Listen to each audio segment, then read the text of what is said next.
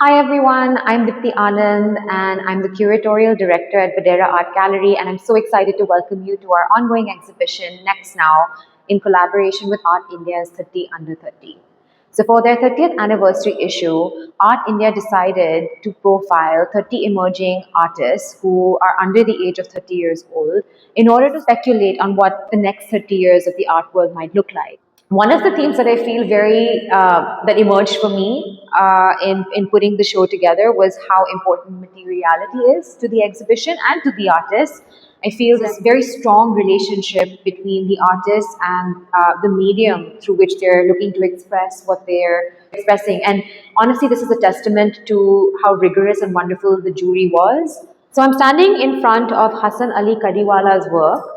He is based in Baroda. He grew up in Sidhpur in Gujarat.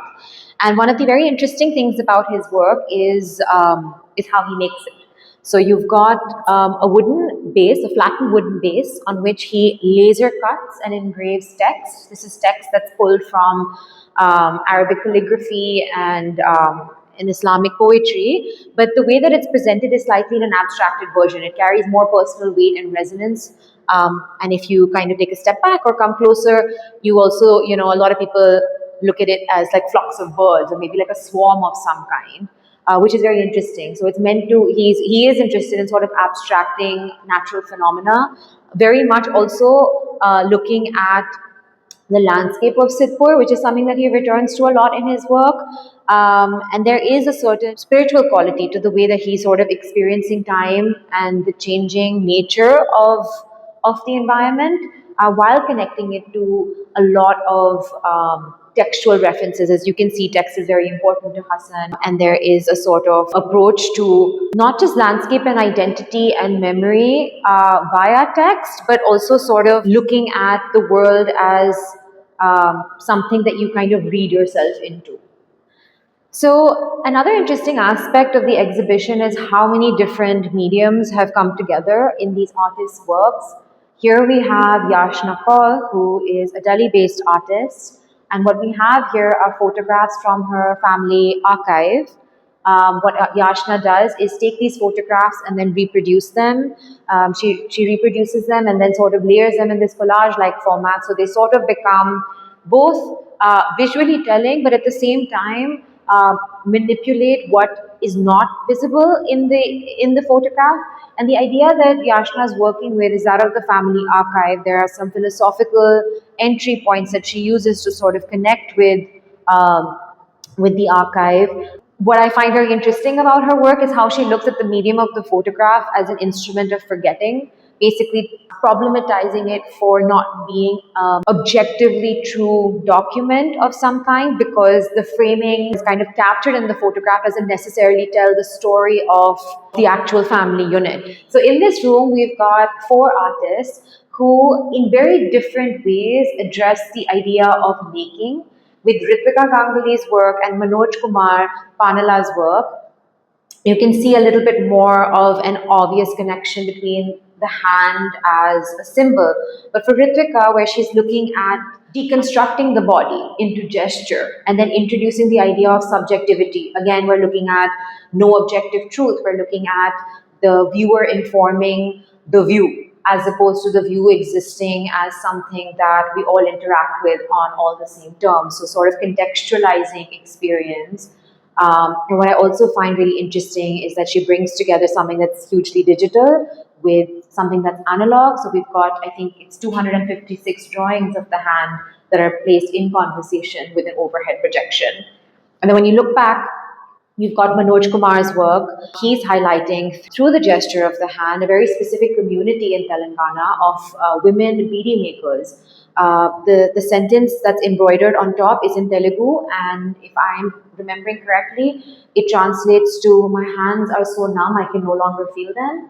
And he's sort of highlighting the exploitative conditions of an industry that is hugely dependent on the labor of women, and is also sort of not supporting their long-term health or goals. And that kind of connects to Fatima Junaid's work, where she's highlighting the experiences of a Muslim community of artisans in Lucknow specifically, and I think other parts of the country as well that she's traveled to, who are involved in the craft of mukesh, which is basically the embroidery that you do with like metallic thread. And the interesting thing is that from the photographic lens, she sort of captures and documents these women in their homes, which is where they're predominantly working out of, and simultaneously balancing their domestic life with their work. And at the same time, she wants to sort of highlight the discrepancies of their experiences, the inequalities that they're experiencing vis-a-vis not being able to afford to wear the clothes that they embroider. Also looking at the gendered nature of this labor that is, in addition to a woman's domestic responsibilities, instead of it being something that's like an empowering part of their experience, how, again, the gendered nature of labor is one that needs to be brought into larger conversation to understand sort of how and when we might actually be able to empower generations of women, especially from certain socioeconomic backgrounds. So in this room, we have three artists who all happen to be working on canvas, which is also sort of like a happy coincidence. We've got Lakshya Bhargav, we've got Divya Singh, and we've got Nitin Ramalingam. And the interesting thing about this room is sort of the scopes of interiority that we're looking at. So with someone like Divya, we have a very almost an experience of time that feels almost absent of human interaction, even though it's obviously very much rooted in a world that's constructed by humans and experienced by humans. And what she's interested in is sort of taking time, capital T time, as a concept and looking at it through the ephemeral experience that it actually is. I kind of liken the experience of her work to sort of like a stream of consciousness experience, where I think that's how also she approaches these larger questions about cycles of life and death and our existence in a world that is constantly demanding presence. But how does one structure that presence? How does that relationship really play out? And of course, these are philosophical concepts, but it's so interesting to see artists sort of ground these registers in a material form. On my left is Nitin's work, which he painted in response to a time when he was living in San Francisco, and Lakshya on my right painted these works in response to a time when he moved to London. And again, the scope of experience is very interesting. With Lakshya, it's sort of building intimacy with his housemates in a dorm in a new country that he'd moved to. And with Nitin, it's about looking at sort of being an immigrant in a country, sort of working your way through these transit zones, and just sort of being part of the daily hustle and grind, but asking larger questions of what does this mean? What does this lead to? And then when we look at like a larger political environment, those questions become even more pertinent. Here we have Geetanjali Bayan's work. She is from Guwahati, recently completed a residency in Delhi. And the reason that I mention this is because one of the main approaches that Geetanjali uses in her practice is to sort of weave together present experiences with her childhood experiences.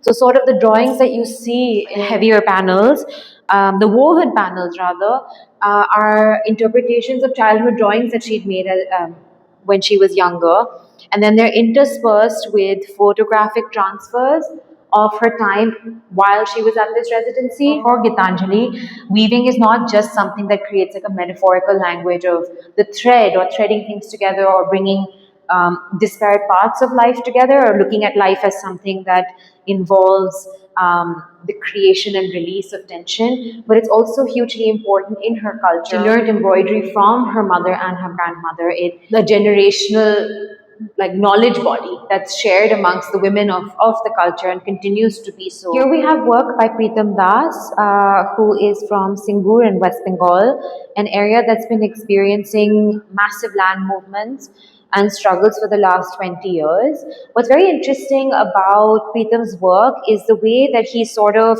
married the found object to drawing. So here we have a gamcha cloth on which he has layered a sequential narrative, he's basically redrawn screenshots from three different media sources, one being a government-sponsored video, one being a local vlog, and one being a news report.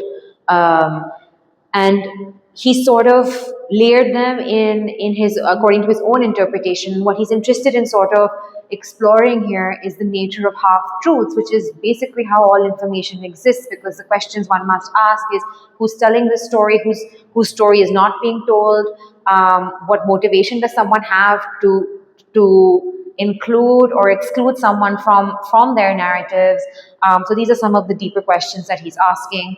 And then parallelly, we have another work that's created on paper that highlights 10 headlines from the years 2006 to 2016, major news headlines regarding the land movements in Singur.